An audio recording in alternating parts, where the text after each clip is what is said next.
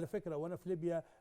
انقلبت بيا السياره، السياره اللي هي سياره البث، ضربت في فلسطين برصاصه وكنت هموت فيها، وانا كنت رايح اعمل حوار مع الرئيس عرفات، فالاسرائيليين ضربونا بالرصاص. لا يعني انا صبت وكل ده، بس كانت ايه،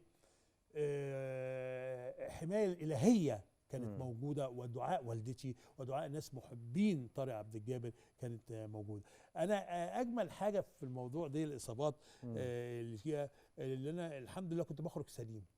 كنت بخرج سليم يعني وكنت تاني يوم بشتغل، يعني تاني يوم بشتغل، لكن وانا مصاب والالام وكل ده كان يعني في ظل عدم وجود الانترنت وفي ظل اليوتيوب وفي ظل الحاجات دي كلها، كنا بنشتغل وبنعمل شغل ايه جميل جدا في سراييفو البوسنه والهرسك، اللي شفنا فيها